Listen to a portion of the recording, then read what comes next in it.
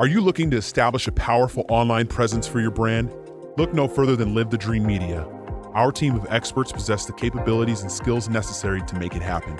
From creating compelling content to analyzing data and making strategic decisions, we've got it covered. Don't let a lack of social media know-how hold you back. Visit ltdmedia.net for more information.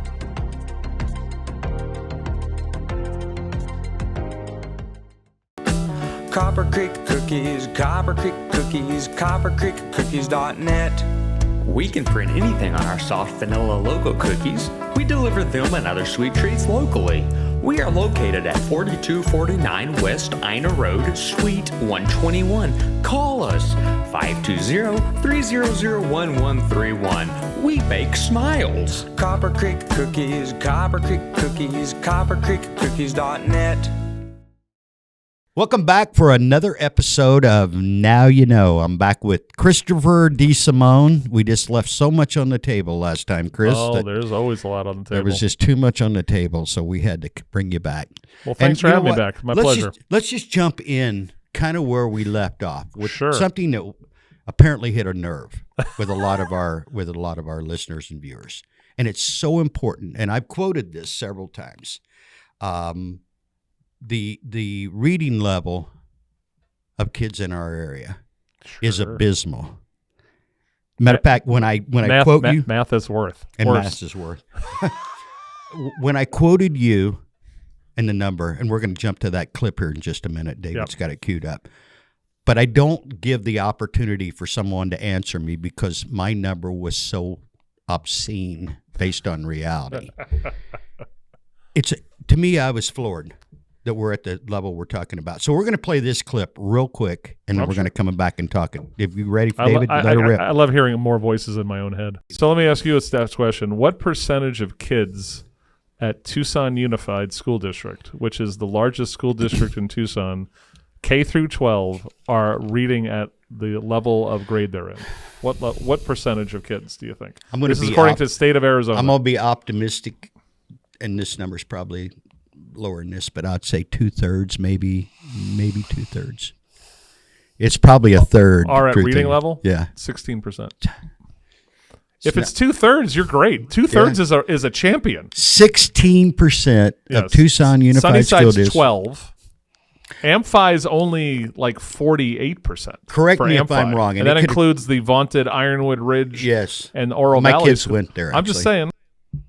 Okay, Chris. Yes, sir. 12%. Yes, sir. It's not even a real number. It is a real number. But, not really. It's not a hefty number. You're king for the day. Yes, sir. You're the governor. You've got the magic wand. Break this down for us. And I know you've thought about it, so sure. I'm not just throwing something at you. How do we fix this, Chris? So Gabe Trujillo, who's the superintendent of TUSD, he's a good, smart man. Worst board ever. Worst board ever. Now, Val Romero just got elected there, so that's one voice of sanity. Mm-hmm. And so I don't know if you'll ever change that board not to be insane. Okay? But we'll see. So that's always a good start. Remember, those in the seats those who are in the seats make up the rules. Mm-hmm. Mm-hmm. But Gabe and I did a whole show you and I were talking about show prep or lack of show prep, especially in my case, right? So he comes in, he comes in for his interview. We were just do like a full deep dive kind of hour on stuff. And he comes in about half hour early, and I said, "Hey, good morning. Get your coffee." I give him a piece of paper and a pen. He goes, "What's this for?" I go, "We're going to fix reading." Mm-hmm. So I want you to write down while you're waiting to come on how we're going to do that. And actually, there's a YouTube of us on our channel. It says it's like Gabe and Chris Fix Reading or something. And where can we find that? At the Wake Up Tucson YouTube channel. Okay. Hit that. All right. Now, it's always about K through 3. This is where the rubber meets the road, is kindergarten through 3rd grade. Now, what a lot of public schools do is they say, "Oh, our kids come from a single-parent home. They're living with grandma. Things are tough." I got it. And those factors can play into a child's lack of learning. Mm-hmm. So my number, let's start off with, I'm not saying these are all on level of importance, but it's coming into my brain. Number one, all schools should assume every kid that comes to their school is an orphan. I get you. Start at you're all orphans. We don't care if you have parents, don't have parents. You're all orphans, like that little kid Oliver in the Dickens book. All right? And we're all going to treat you as if you have no family that doesn't give a flying crap about reading. Right? Because in the end, reading is always going to... The kid that'll be have the advantage reading is going to be a kid who sees mom and dad read. If the parents don't treasure reading, that kid is already 3 steps behind. Okay. We're working at 12%. Yes. 16%. Some of the better cases, 30 and 40%. Obviously, those children, unless something affects their future, are not going to read to their children because they can't read for themselves. Correct. This is a generational degeneration. Do you have numbers? I don't want to get away from the solutions that you're offering, but do you have numbers like when you were a kid growing up? Do we know where we are statistically based on, say, previous generations? I have not looked at that data. It's got to be better. It has to be. It's got to be. So when my kids grew up, if they were coming to say goodnight to mom and dad, we'd both be lying in bed with a book in our hand. That's how I go to bed every night. Right? Right. I'm that weirdo when I'm walking the dog. I might be reading a book while I'm walking the dog. I mean, she's a great dog, but she's not much of a conversationalist. Right? So if the kids' parents don't treasure reading, we're already starting in a hole. Okay? So again, that's why we have to treat every kid as an orphan. Right? Right? You're an orphan. No one's reading at home. Even if they are. Right. Okay? So kindergarten, first, second, third grade teachers, wow. We need you to step up as a system. So what I would tell you is what you need to do is... Not that they're not. That kind of came off as maybe they're not doing their Clint's job. a hard taskmaster. That's what I think. Somebody's not doing their job. So I would say in their defense a little bit, okay, is one, are we in a continuing ed situation for teachers, are we really pounding the reading thing with them, right? How to be better teachers of reading.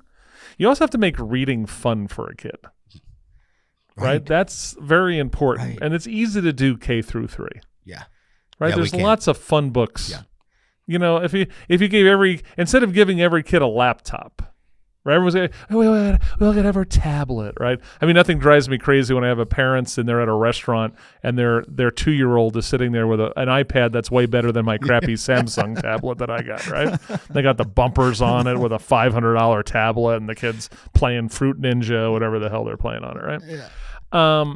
So instead of doing that, if you gave give them 8 Dr. Seuss books, right? Give them the classics. I want the Green Eggs and Ham, Fox and Socks.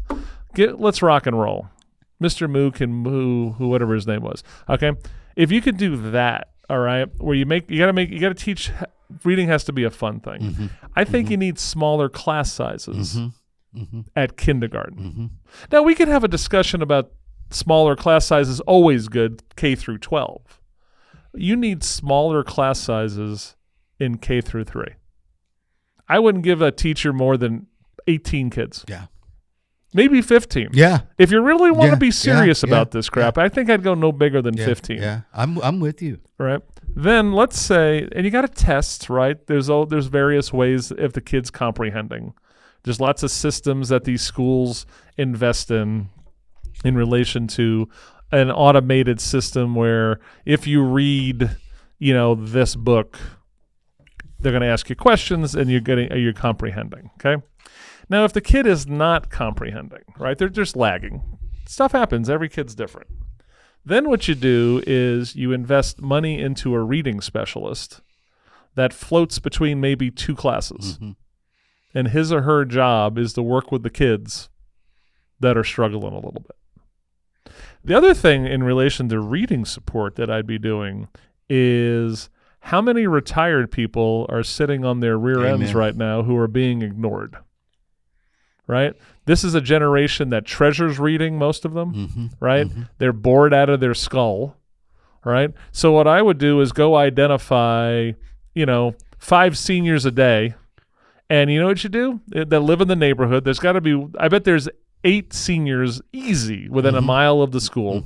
And you know, the school bus that's not being used because the kids are in school, you go send them out and go get grandma and grandpa. Right. And they come in and they spend time with kids reading. A morning reading. Right. Or an afternoon reading. Right. So this K through 3 thing, I'm going to bang it like you would never believe. So in Pima County, they're spending taxpayer dollars to give people scholarship money to get preschool. And they'll always tell you that if the kid's doing good preschool, then they'll be better in school. There is truth to that. But what they don't tell you is if you send them to a crappy TUSD Sunnyside Amphi school, anything that's gained in the preschool side of it is lost. It's lost. Okay?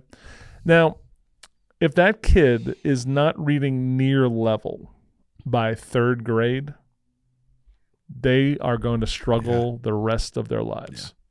Right? And what happens is then if you have these public schools that love to socially promote kids from one class to the other, this is where it gets compounded.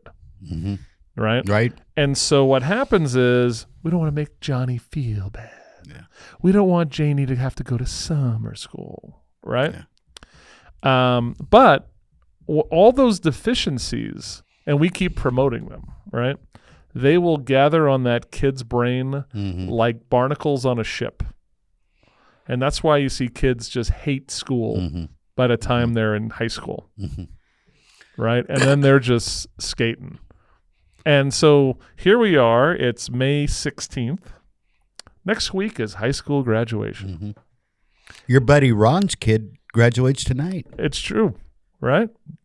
He's a big, strong kid, that kid. But it's a bittersweet time because you say, "Yay, I'm graduating high school. It's great." You know something? Most of these kids aren't ready for the next step. They're not ready for college. They're not ready to work. They can't even give change at Quick Mart. I know. That drives me nuts. So I have a friend of mine whose daughter teaches remedial math at the University of Arizona. And they just keep expanding the amount of classes they're doing for remedial math. So as an in-state, you're paying just tuition, right? You're paying somewhere between 12, and you throw in all your fees and supplies. You're probably $14,000 a year at the U of A out the door. So you take that $14,000 and you're spending some of that precious money. A lot of them are going in debt on classes to do things you should have did when you were in freshman year of high school, because that's what they're learning. They're learning high school math at the University of Arizona. So when you see Dr. Robbins go out there and go, "Whoa, we're doing rockets and blah, blah, blah," it's true. But we're missing the core. We're missing the fundamentals. Correct. Across the board that we all need. So what do you want your future society to look like, right? So the other thing is that's different from when you and I were going to school. There's these evil bastards. Yeah. You can have on this little stupid phone, you can see anything you want. Anytime you want, anywhere you are. Hey Clint. Hey guys, yes, I've got some stats for you with everything you're saying here. I'd like to put some foundation Jump in, on David. Let's do it, buddy. Yeah. So regarding the high school graduates at or above reading proficiency, and this is from RIF.org. It's the Reading and Fundamental Literacy Network. And they're using test scores from the NAEP. Yep. 37% of high school graduates are graduating at or above reading proficiency in the United States. Did you say 37, David? 37% of student graduate high school. Cue the scream sound drop right now. At or above reading proficiency. So 37% of them are. And then here we go. 34% of children entering kindergarten lack the basic skills needed to learn how to read. Repeat that number again. 34% of children entering kindergarten lack the basic skills needed to learn how to read. Come on, parents. And then 67% of fourth graders read below grade level, contributing to 8,000 students dropping out of high school every day. Yep. So this is where you're at. Wow. Right? And so what's amazing is what really disturbs me. whether you're the Amphi School Board, TUSD, Moranis, any of these ones, the lack of urgency is alarming. I'm glad you know what? I want to run out that door right now and start reading to somebody. I mean, this is serious. I mean, this has to be, if not the number one crisis in America, it's got to be in the top 2 or 3 or 4. Well, it's got to be. You always hear things like, "Why do Americans do this?" Or, "Why do they keep voting in idiots?" Well, they don't know any better. Yeah. So here's you want just so I'm going to give you the next part of the phone part on why this is so disturbing, right? And now when I say this next part, you'll probably just go in the corner in a fetal position, right? So you take this thing, and now we have the rise of this artificial intelligence crap, right? Where all of a sudden I just have the computer generating what you should, quote, think and what you should say. Yeah. That's spooky.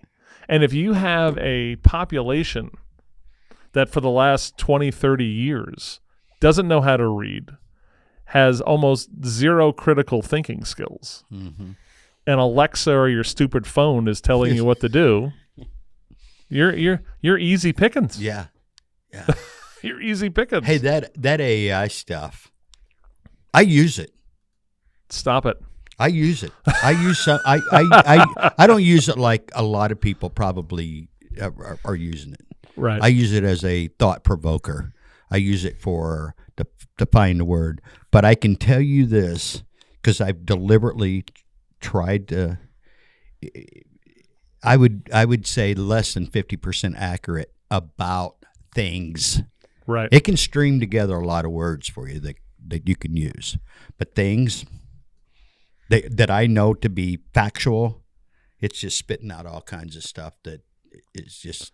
But you, my friend, are a critical thinker who knows it's not factual.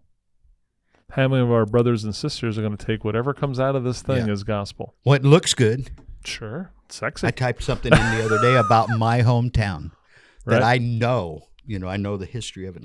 It was all over the place. Some things that were just blatantly not true. Discussing the first black mayor of Mount Vernon. Right. Well, for a fact, we've never had one. And they called him by name and all this. And I'm like, well, that's kind of crazy, knowing that's not a reality. Plus, in and bad, I grew up in the era, I just want to follow up on this AI, where TV was bad. You remember that era? Sure. Don't watch. That's an evil. That's evil. That's bad. And I can't disagree with it per se, although it's not the TV, it's the programmers. Can we agree on that? So it's always about. So from time immemorial, Clint, it's about human beings love stories, right? So stories are based on good scripts written by talented or untalented people, and don't let the truth get in the way of right. a good Whatever story. whatever the median is, right? It could be movies, film, whatever you see That's on this where we're at stupid right thing, here. right? It's always about what's the essence of the truth underneath, right? And there's and books too, right? There's crap books too, Oh, absolutely. right? It's always in what the heart of the person and the brain of the person who's presenting it, right? What's really sad about the lack of reading thing, and this is really to me the number one sin of all of these educators and teachers unions and board members who have let the reading levels fall down to these ridiculous levels, is we're living. Here's the other side of this. The good side of this. Information is freer and more accessible than it's ever been on the planet Earth. Right. Remember in the Middle Ages, it was only the monks that could write manuscripts and all that stuff until that Gutenberg crazy guy, right? And people lost their lives over that because now we're able to share the truth with everyone. Right. They were the gatekeepers. Correct. So now here we are, where a kid, if you look hard enough, you can go get yourself a college degree on the internet. You may not get the fancy piece of paper, but you know something? You can get the equivalent of a college degree online. The information's out there. Hey, these kids, you're a kid too in my world, but these kids that I have the pleasure of hanging out with, you know how they learn everything anymore? Unless it's taught, unless they did graduate. YouTube, Google. There's a video showing you how to rebuild a motor or build a house. It's great. I love it. Isn't that cool? It's amazing. But you know something? You need to learn how to read. So in the end, if you grew up in a horrible city like Tucson, right, with the crime, the lack of education, the lack of job opportunities, the kids' only defense is reading, educating themselves, and getting better than the situation. But if we talk about TUSD and 84% of the kids can't read at level in a situation where you can access everything for free. Yeah. Even if you're poor, they'll give you one of those Obama phones with a data plan, right? You can go find free Wi-Fi at a coffee shop and go read something. But Chris, we're just not, as you said, the statistics bear it out. We're just not encouraging these kids enough. I see David with his baby. Right. She's 2 years old today. Happy birthday, Raylyn. Happy birthday. Every time I see her, she's got a book with her. Yep. The feely, touchy, and you know what she's doing? She's going through all of them. And everybody's in her orbit is reading to her. And there's a cultural thing to it, right? It's your own personal family culture. Was education and reading treasured? One of my if people say, what's one of your favorite interviews of 14 years of doing Wake Up Tucson? It's this young lady who was referred to me by the lady. She's the assistant dean at the U of A in charge of their juvenile library. They have an amazing kids library at the University of Arizona. And this lady, I keep forgetting, it was several years ago, the professor, she's on the Newbery Medal. She was on the Newbery Medal, which gives kids awards, right, for books. And she says to me, after we have this discussion, I think it's called World of Wonder is the name of their library. She goes, I got this girl. You need to interview her. I said, okay. And she was a Hispanic girl, Pueblo High School, lived on that side of town. Education she was a smart young lady, but Pueblo and TUSD just wasn't motivating her.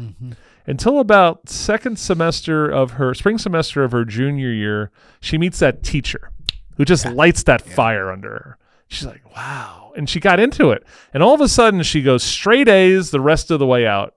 And she had this dream of wanting to be a teacher. She wanted to be an elementary school teacher at the elementary school that she went to on the south side. That was the first part of the dream. So she goes to her parents, graduated probably, she's probably, I think she was the valedictorian at Pueblo or pretty close to it, or one of those salutatorians, one of those funny words.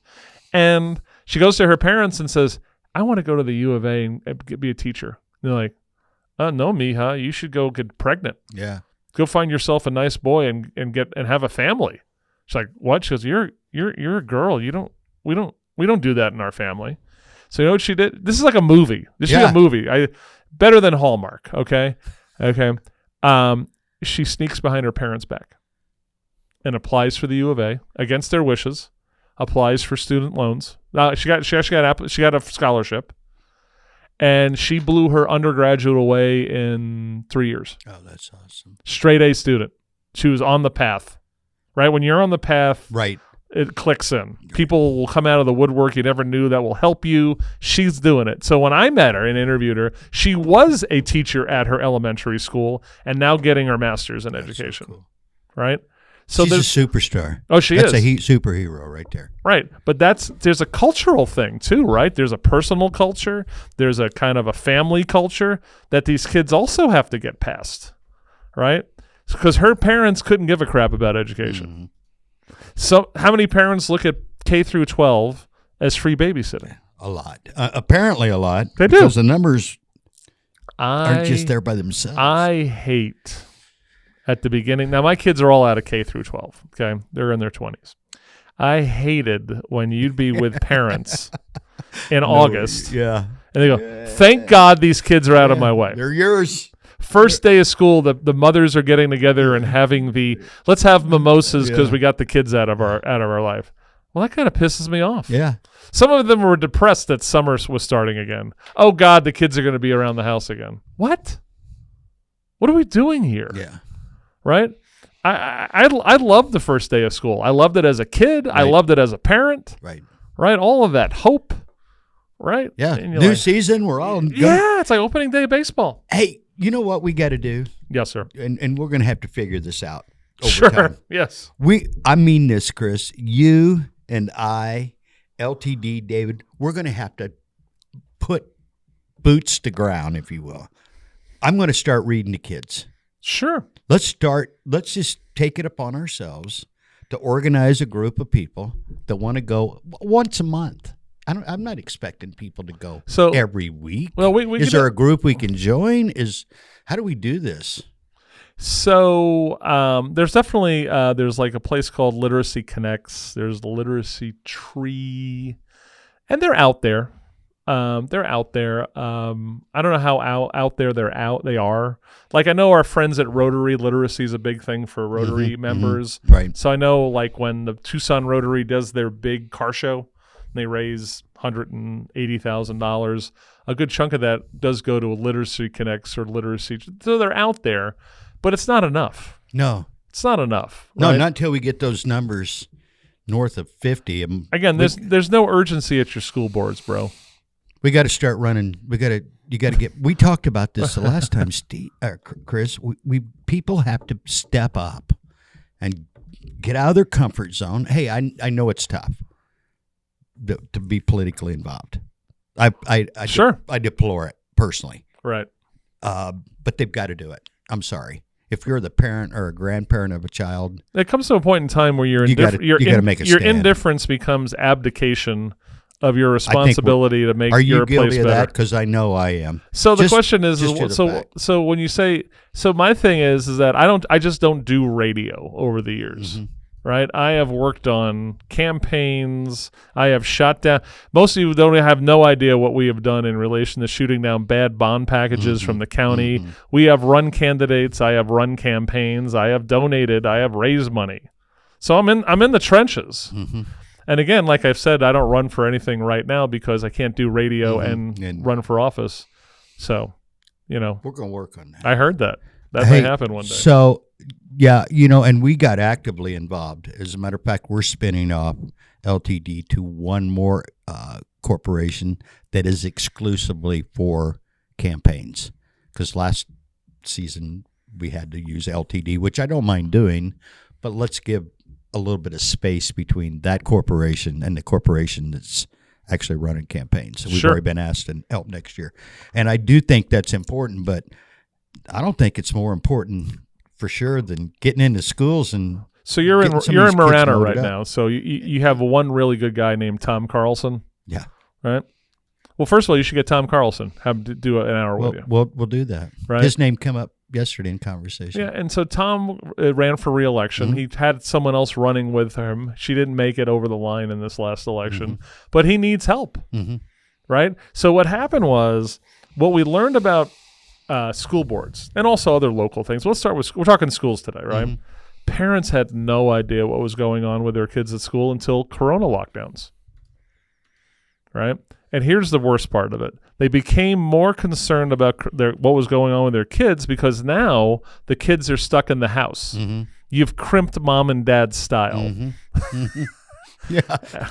Now they have to help the kid with their work during, and it was such a nightmare. And as we're going to learn, we're learning now, right, with all the lockdown stuff, most of it was unnecessary. Yeah. All right. So think about this. I had a friend of mine, and she has a second grader to USD school. And for that first maybe it was that first year of Corona. It was that 2020, 2021 season. It was like, she had said 29 second graders on a Zoom call with a teacher.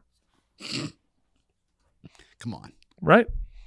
So that's when parents started to kind of wake up a little bit. Right?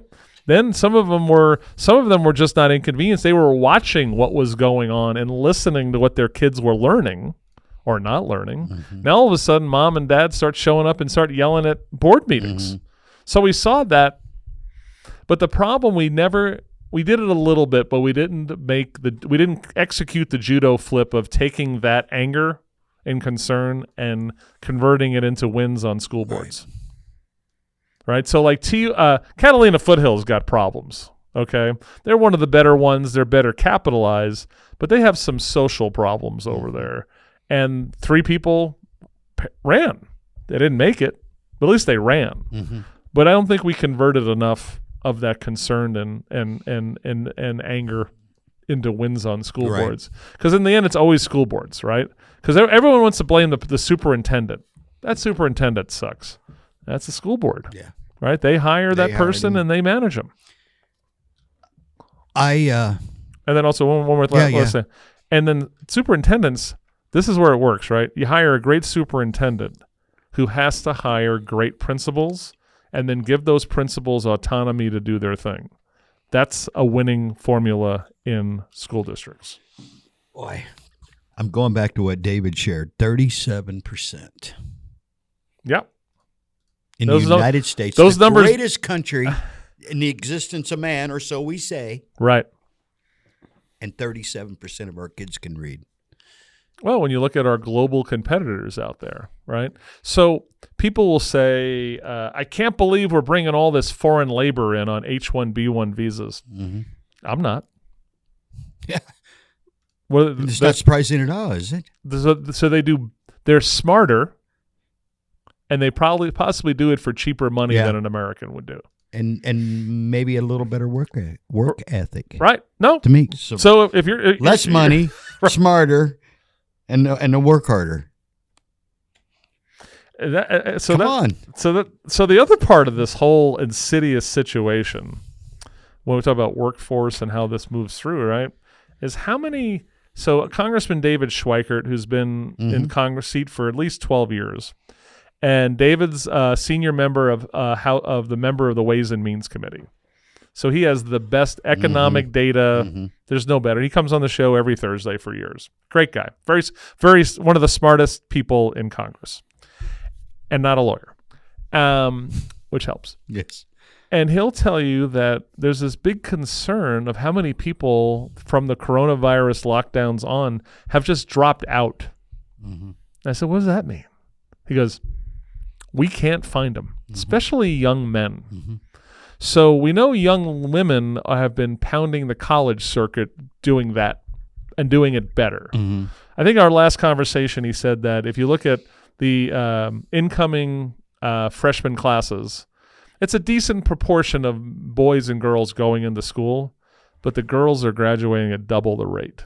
Well, they're just smarter than guys are at that age. There's point to that, there's right? But at the maturity. same time, those boys are dropping out. So then you say those young men are, not boys. Those young men. Then but they're not also we can't track them through the labor market either. What are they doing? And he's talking about millions. This is not like. What are they doing?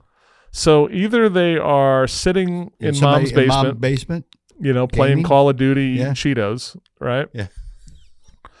I think another big thing, it's just like a perfect storm. It is. And The prevalence of legalized marijuana has been a bad thing, I think, also. So a study just came out last week, that they're showing a 30%, that young men that are using marijuana regularly, it's a 30 to 35% bump in schizophrenia. wow.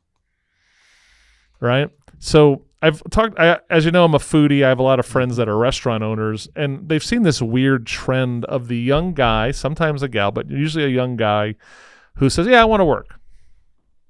And then they work for about 4 or 5 days, just quit. There's no reason for quitting. They quit, and then they're like, the next day they go, where's my money you owe me? He's like, well, payday's Tuesday. right. Next week. And so I asked a couple of them. I said, "What are they doing here?" It's like they feel like they're couch surfing with their dudes, right? Getting high, right? And just Go work to gap a little bit money wise, get mom off your back. or they're gigging it, right? They're Ubering it, they're Grubhubbing it, something like that.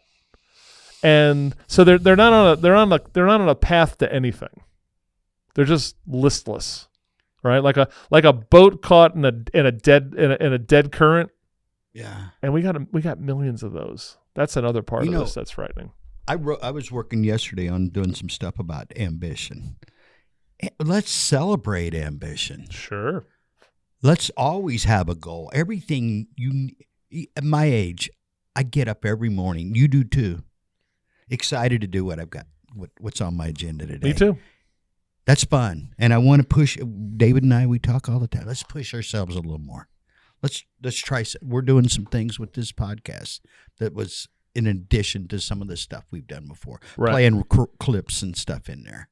Let's get better at what we do. Let's push each other. And I want to, I cannot imagine. Hey, we were off yesterday, Tammy and I, and we didn't really move because we've been on a really good run. Yep. And about 2:00, we both kind of passed each other in the hall and went like, yeah, this wouldn't work very long. Would it? Half a day, we're already getting antsy to get back to doing something. Well, and it's not just to be busy. It's like, how do we achieve the next goal?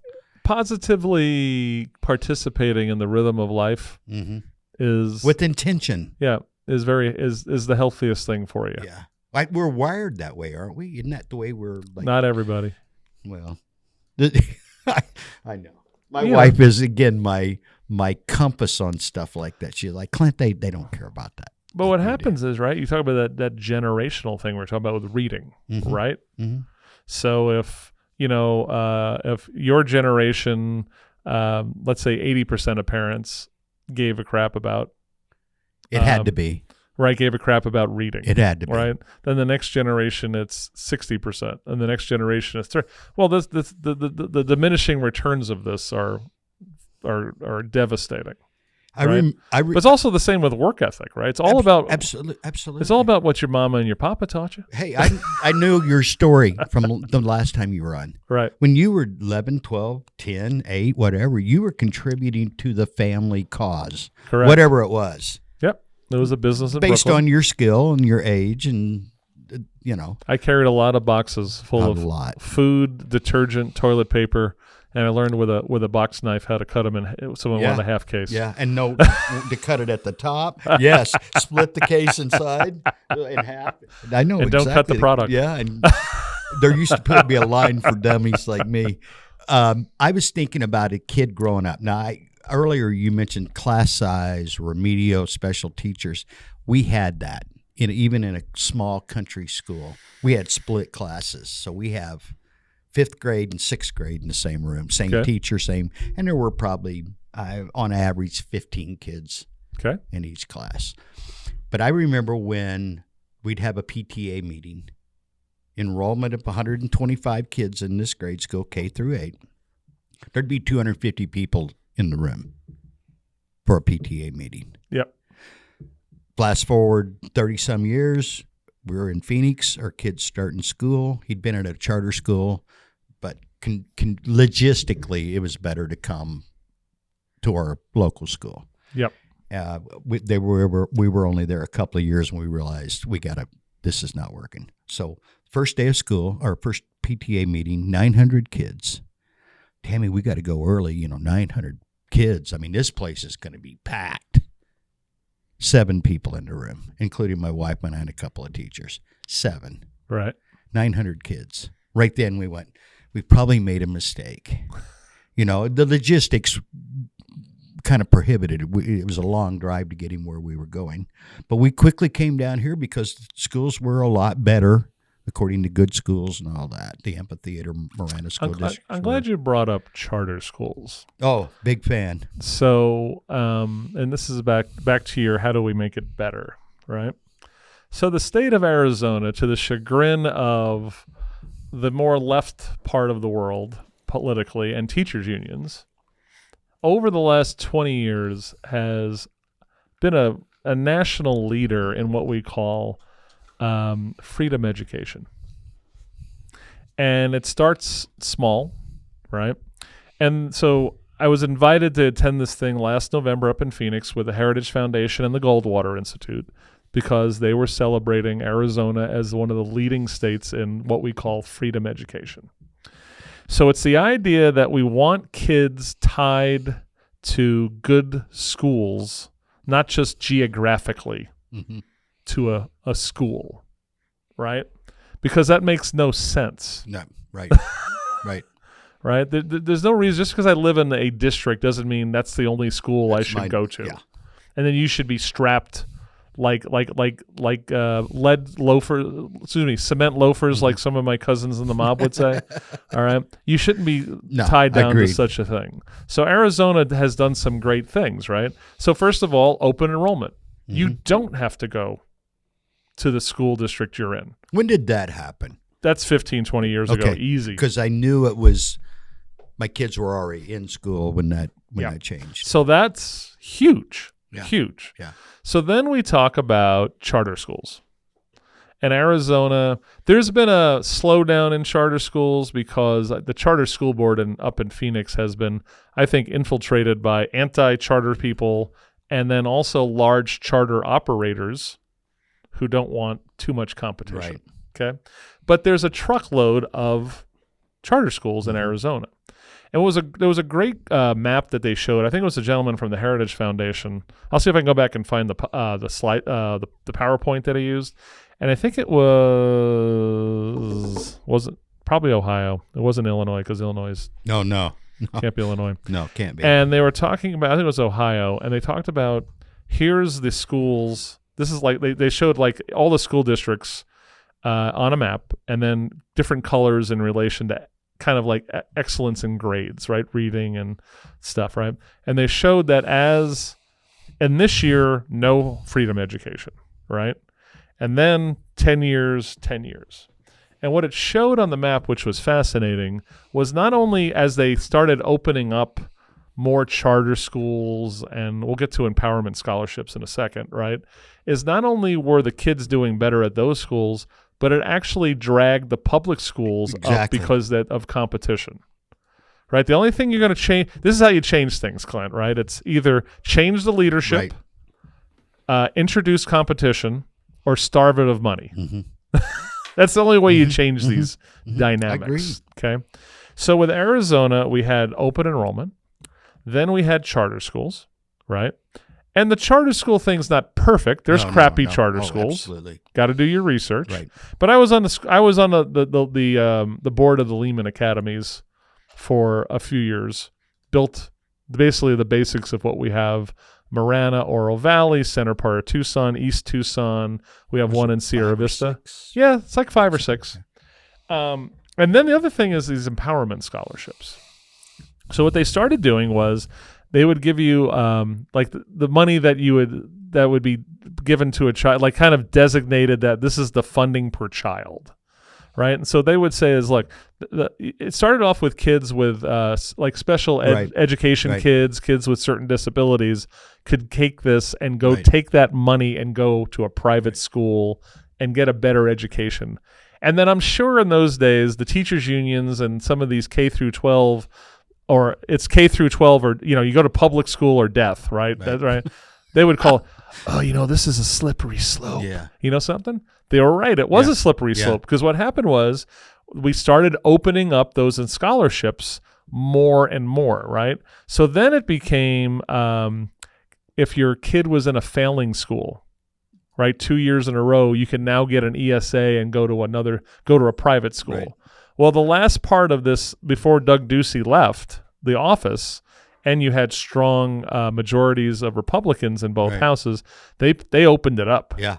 All right. So now they had to fight like crazy, right, for years. But now any kid in Arizona can go to get $7,000, and that can go to a private school. You can even do homeschooling with it. I told you, I think last time, we know a family, 4 kids homeschool. That's 28 G's. You got $28,000. Here's the other thing. Let's say, you want a cool way of doing this? 10 parents, right, pool their $7,000 apiece and pay a teacher $70,000 to go teach those 10 kids. Preach. Right? I'll preach. So now I have a 1 to 10 student ratio. Yes. No, right? I'm serious. And that teacher is going to make at least $30,000 more than they would working for a school district. Yeah. So have only 10 parents to be responsible to, right, rather than 30. Correct. Plus administration and all the other infrastructure. So what You happened hear was, that, teachers? So Here's a sweet gig for it's a you. great Absolutely. right. And look, I shameless plugs. Blue Chip Planning, we can help you take part of it and retire and put it for your own retirement. Boom. Screw the state retirement. We'll be fine. We'll take care of you. Okay. The other thing here is that what I was concerned about is whatever they thought that the amount of people were going to use ESAs. The great thing is that it was double. Yeah. Because I was the pain in the butt at every session of this thing up in Phoenix. Hey, this is all great, but is anyone going to let the ignorant parents know this even exists? Because you can do it.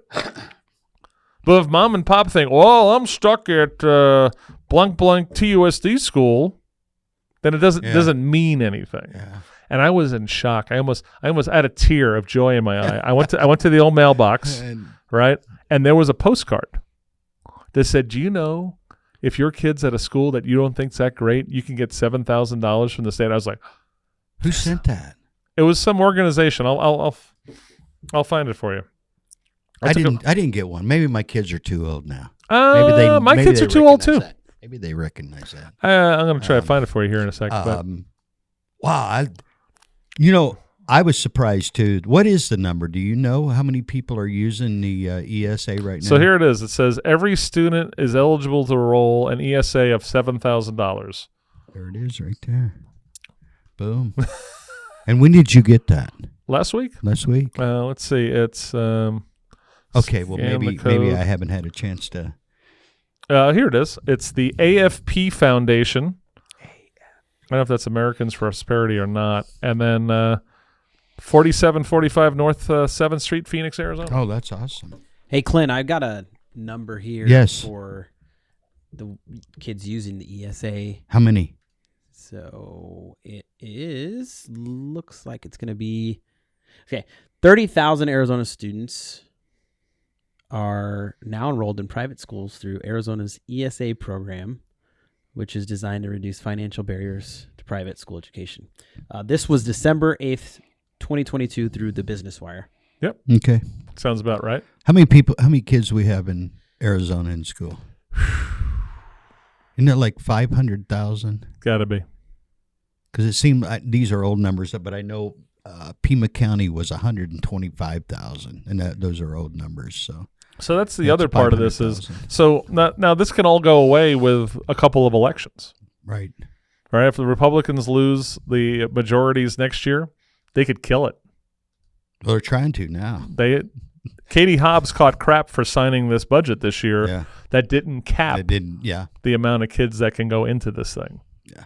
Sad to say because they're beholden to the teachers unions and the kids don't come first. That's what drives me insane is there's political folks out there that are beholden to the teachers unions, right?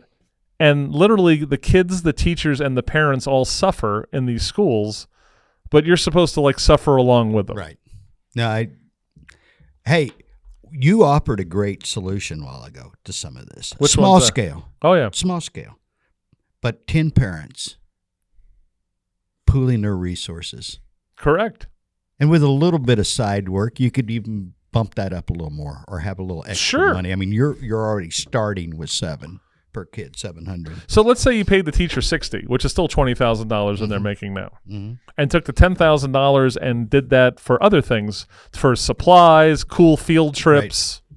Right. Or have a chili dinner, invite your family over and create a few extra bucks to supplement that. I don't have a problem with that. Matter of fact, I'll help you. I know you can. CopperCreekCookies.net. So, thank you, sir. We're shameless pluggers. Yeah, Ken. we absolutely are. When you were here last, and I knew right then we got to do some more of this. I didn't realize. I know it's bad, but you were throwing numbers that were overwhelming me. Yep. How bad things are, even in the best case. And David just drove the nail home. 37% nationally. To me, this is probably, again, I'm going to repeat myself, the biggest problem we have facing our nation right now. Period. There's a great. What else could there be if we're neglecting our children? So all of the time and work that I've done over the years, writing columns, doing radio, all this stuff, working on candidates, if you asked me 10 years ago, Chris, what's the number one problem facing Pima County? I would have talked about the uneven playing field for business to operate in the county. I'm with you. Right? That would be my number one. I'm with you. So now, number one's literacy. Yeah. Number two is always water. Yeah. It's always water. Yeah. There should not be 7 million of us in this state right now. It's not sustainable. Especially when California isn't cooperating at all with their water usage. Well, they don't cooperate, and they let a lot of that. So everyone's like, it's great, all that snowpack in the Sierra Nevadas, the 300 inches. But what happens in California is they let it all just melt out, and it ends up in the ocean. And I won't name names, but you saw that last summer. Celebrities and professional athletes and people, high financial status, they were using 500,000 gallons. I'll use one name, the Kardashians. 500,000 gallons of water a month. Now, how do you use what is this Olympic swimming pool, like 20 or 30,000 gallons? Yeah, I think so. So you're using 15 Olympic-sized pools. Don't question your betters. Come on. I mean, it was like there's got to be a misprint, and then they listed all the people and celebrities and athletes. In the end, the literacy is number one. Literacy is number one. Oh, absolutely! It's not even close. So, like I said, I think it's in this last episode. I love more people getting into the trades. Right, more kids learning. Like I told you, when my mechanic, who's 67, retires, Chris is going to sob like a baby. Our air conditioner guy, he's 67 or older. Right. He's great. So, but to replace your mechanic, right? Well, Ron can help us with the air. Ron Arenas, Picture Rocks Heating and Cooling, is my guy. Thank you, Ron. He sat right there last week. I know. He nailed it. Matter of fact, it's playing right now. It just was dropped this morning. Oh, beautiful. Yeah. I don't want a kid who can't read trying to learn how to install my air conditioner system. Absolutely. Hi, Mr. DeSimone. Thank you for buying this $21,000 air conditioner. We have Randy here who doesn't know how to read, but he's going to figure out how to install that SOB. Exactly. Doesn't I have work. a good friend. His name is Rick Peralt. I don't know if you know Rick. Rick's a Tucson guy, now lives in Phoenix, a Boston guy by birth. And he... Does he have the accent at all? No, he's been out here so long. Okay. Well, until he's around his family. I'm from Marblehead. Yeah. He graduated Tucson High School. Yep. But he runs athletics. At one point, he had the 4-time national champion baseball team. Okay. A lot of great kids. His name escapes me right now. The young man, Chris Moon, played for Rick Peralt. Okay. So you got that connection there. Yep. And Rick ran this program himself. His kids are grown. He continues to run the program, but he doesn't have a team. But he had all the kids bring their report cards to him in a private group. And there were a few parents that kind of pushed back. They're like, you're not a school. You can't. Rick, former Marine drill sergeant, former cop, said, yeah, I don't want dummies playing for me. Now, he was using it as the carrot and the stick, and I saw him pay for a lot of. They brought the report cards to try out? Yeah. to a private group. And I saw him pay for tutors and all kinds of stuff. Sure. Medical stuff for some of these kids, because a lot of these kids weren't able to really pay as they went. And so he covered it. All he wanted was talent and respect, and he got both of them. But parents were, even then, pushing back. He's like, again, I don't want dummies playing for me. Well, you know what? I don't want dummies fixing my air conditioner or building my roads or taking care of my money. Or running for office. And so the only way to fix that is to do our best. Am I wrong, though? Am I overselling this? No. The importance of what we're talking about right now. So again, this will be we'll cover it all before it's over. Hopefully, we can do this discussion again, right? Mm-hmm. So, the way what we've learned from the election box, right, is the election, especially state and national, whatever you're hoping to get out of it, it's temporary. Mm-hmm. Mm-hmm. Whatever that fix is, right? I'm a libertarian leading Republican, but we had both houses in the presidency for 2 years from 16 to 18. You know something? Yeah, what happened? Didn't get much What done. happened there, Chris? Well, John McCain was a problem, but here's the thing. You're gonna hear me. I said it loud. I'm gonna keep saying it. Or I'm gonna get a tattoo. Yeah. Run the sleeve. FFS, Faith Family Schools. Yeah. If we are not working every day to strengthen the family unit, right, to strengthen the educational experience of every kid, right, and we're not growing in our faith. I don't care what you believe in, right? Christian, Jew, Muslim, Hindu, Buddhist. I don't care who you are. If we're not strengthening faith, right, we're just gonna the country will continue to devolve, because all of these things that you and I talk about, Clint, all come from a degradation of those three things since probably 1970. Yeah. Right? Yeah, the tumultuous of the 60s. Yeah. I've said that often. This problem started 40, 50 years ago. And the baby boomers' kids. My children. Right? Okay. The baby boomers, sorry, the baby boomers, sorry, not the baby, the greatest generation's kids, parents. which are the baby boomers. You're the baby boomers. Okay. They were weak. Yeah. Okay.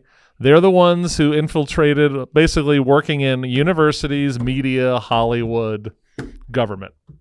But over those 50 years, right, we've had a degradation of faith, family, and schools. And in the end, and it's also when you say faith, this will get me excommunicated. As I like to say, again, right? On the faith side, My hands up. thank you very much. Yeah. Good working with my fellow excommunicated host. Is on the faith side, right? It's just not the fact as a family unit, right, that more people, we want to raise our kids up in the faith, right? The churches have failed. Absolutely. They have failed across the board, and they showed their true colors during the coronavirus. Yes. All right. He was a horrible attorney general, but Mark Brnovich, the attorney general of Arizona, within 30 days of March 20th, and people are closing, says, churches, you don't have to close down. The U.S. Constitution guarantees your right to worship, assemble, do your thing. And you know what they did? They closed down. Right? And now they're like, where is everybody? You know what? I've got to get a shout out right now. Hit me. To OVCN, Oral Valley Church They of stayed Nazarene. open? Well, they're for a month. They Right. had to close. Right. Man, the minute they could come back. And they were thoughtful about it. It wouldn't, but our church has tripled in size basically since Corona. Because they came back. Because they came back, and a lot of other people. So I'm a cradle Catholic, okay? I have a friend of mine who's a priest on this side of town, been a priest for 30 years. Great guy. I don't want to say his name because he's going to get in trouble with the boss, okay? So it's probably... We don't need that. It's probably June, July of 20, and he literally told me over lunch. He goes, hey, Chris, and then he looks around like this. Like, is it like Vatican spies or something, right? I go, what's going on? He goes, I'm a little worried. So what are you worried about? He goes, I kept the church open even though the diocese says I'm not supposed to keep it open, and I'm saying mass, and we're doing our little our little social distancing, and I'm giving out communion in the parking lot. Right? And he goes, I go, what are you afraid about? He goes, well, I'm going to get in trouble because they're gonna look at my air conditioning bill. Know that I'm open. Right? I go, what are you, Anne Frank? Right? I mean, what are we doing here? Yeah. I said, you sound like a priest with an underground church exactly. in Beijing. Yes. And instead of the Communist Party, it's your own bishop. Yeah. Right? Yeah, that was crazy. We used social distancing, physical distancing. We used all the protocol, and not everybody came running. If there's one back. thing, there are very few things I like that came out of Corona. I'm okay. You don't have to be that close to me. I'm okay with that. Oh yeah, I'm here. Come on, I'm a people person as you, but we don't have to be hugging each other all day. Come on. I just read an article. The Southern Baptist Church of America, just in a 10-year census, They've lost hundreds Oh, of thousands it's of members, right? So I'm sure The church as a whole. right. We were talking about that in some things that we're working on. The church as a whole is way down. But you know what's cool about that? Younger people have actually started going back a little more. The numbers were like 25%. That's good because in the Catholic Church, it's all old people. Mm-hmm. So, well, that's true in a lot of mainstream. But I'm just saying. churches So, as well. the priest, I can't say his name. He was telling me that when they closed down, they scared off all their young families, and the young family isn't going to sit there and do church on the internet. Screw that. That's ridiculous. Okay, when 2 or 3 people meet, get together in my name, that's church, right? Not watching on the internet, right? But he says, look, at the trend that is in 8 to 10 years, because my people will get sick or die who are coming, I'll have no one left in those pews. Right. And so the church itself has to go out there and become an active part of life again. Well, we have a phrase around here, the church has left the building. Yeah. Where you just mentioned 2 or 3 are gathered, we're good. So I'm not, again, I always stress, I'm not saying don't go to church and don't have that community. You should do that. Of course. You should do that. But the rest of the 165 hours a week that we're not in church should go with you. And that's one of your touchstones there. Yeah. Faith. I mean, take it with you. Don't leave. I mean, so leave it there. I went to Northern Arizona University, and there was a great priest at the Catholic Newman Center, which is the one where the kids go to, right? His name was Father Mike Straley. He's a Diocese of Phoenix priest. Mike was the guy who would wear the black shirt, the collar, jeans, cowboy boots. He was a cowboy kind of priest. Yeah. Okay. Love that Mike. probably didn't go real well with a lot of the older parishioners, did it? Well, it didn't matter because it was a school. It was okay. right? So they're at college. But he'll tell you the best work he ever did as a priest is he would sit in his cowboy boots and his collar with a cup of coffee at a high visibility table at the student union. And he would just sit there. And the amount of good work that he did just sitting there because he was present. He was in the middle of the rhythm of these kids' lives. The ministry that he did to help people get over tough times, and he'll tell you that 50% of his kids weren't even Catholic. They just saw someone who represented God, faith, right, in the middle of the student union eating their horrible chicken sandwich. And because he was there. But if you're hiding in your church, that person will never see you. No. Right? And so that's my disappointment in churches, right, out there. The other ones, they don't want to play in politics. Now the Catholic Church loves to play in the politics of the border because they get money from it. Right? Casas Elitas right now is getting, they've received part of the $50 million that Pima County has blown to be basically the Underground Railroad for all these people blowing over the border, right? So in the end, I have priests say, I don't want to get too political in the pulpit. Why? Because they could take away our tax-exempt status. Let them try. Yeah. None of the great faith leaders of the world, including our own Jesus Christ, ever said, be a wuss. Yeah. Hey, Clint, 1 hour mark. Okay. You know what I mean? Yeah. How's that for a finish? Yeah. Not even Jesus said to be a wuss. We'll just leave it right there. Okay. So we're gonna wrap this. We're gonna wrap this one up. We hit an hour. Yeah. Chris, when we get off camera, we'll have to set up the next one. I'm there. Part 3. Love talking to you guys. Hey, it's been a pleasure as always, Chris. Pleasure hanging out with you. You know what? Thanks to our viewers. Absolutely. We really appreciate you guys. Chris really hit a nerve last time. We know there were tens of thousands of you that got in on that reel. Trust me, I'll wear out my welcome sooner or later. No, you won't. You know what? Because he knows where all the cool food places are. Hey, Clint, we just had another couple comments on his post. Oh, did while we? we were doing this session. All right. Yeah, here, I'll read this one to Okay, you. please. Let me see if it makes sense. I couldn't make sense of it, but I do know how to read. Okay. I did. That's our disclaimer. So you've got one that maybe doesn't or knows how to conjugate a sentence. No names then if we're laughing in advance. Yeah, no we names. won't say the name, but it says find a copy of a 6th grade reader from any time between the world wars. What grade level would that be now? Ooh. My guess would be a reader from 6th grade. I bet would be at least a 10th or 11th grade reader now. That's what I'm thinking. That's what I think. At Sounds least good. sophomore.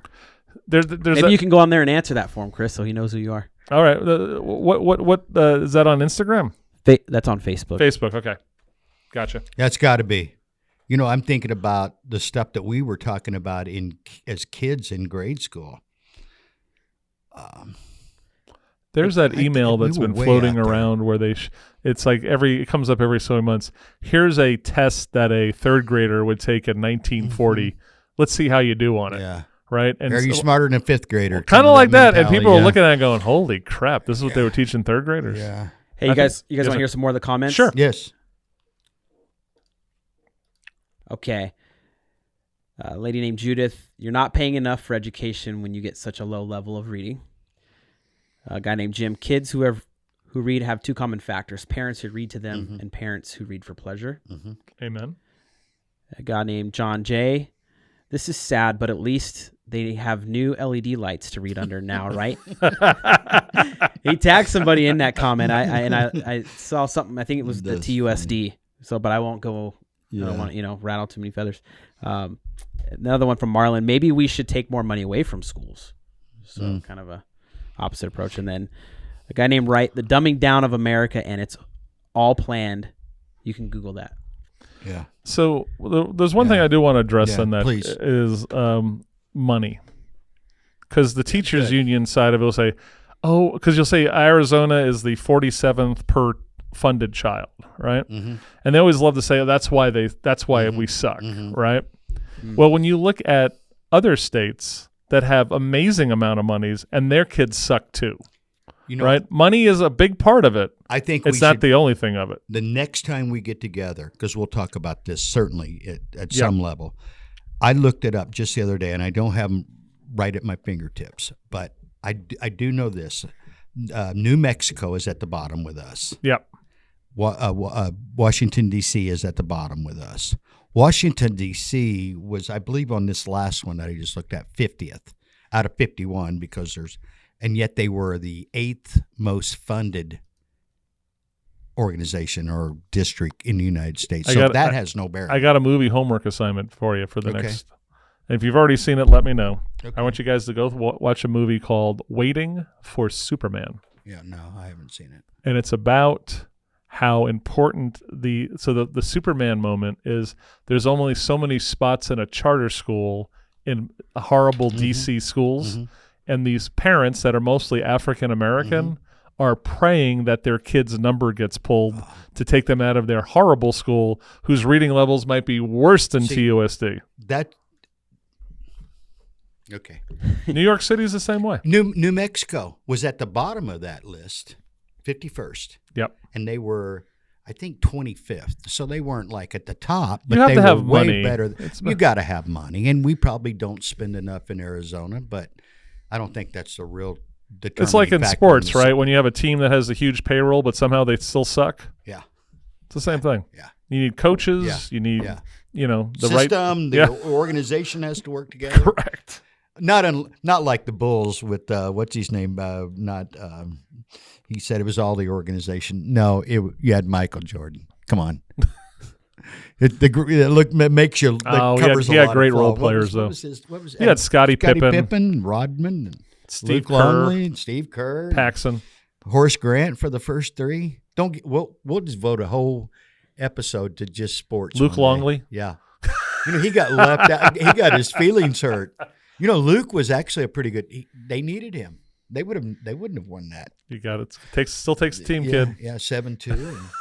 Hey guys, it's a pleasure. We're gonna have him back on. Just keep checking, keep supporting the reel, keep throwing out the love for this guy, keep asking the questions. Yep.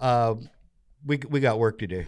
We got a lot. We got a lot of work to do, and it's going to take to quote Hillary, Take it's a going to village. take a village. It's gonna We're take a- going to need all of you to Big damn village. get in here and take a role. Faith, family, and schools. That's Faith, family, it's and going to be my schools. broken record. Yeah, dig it. Hey guys, thanks for joining us. We appreciate it. Bye, everybody. Thank you, Chris. Thank you.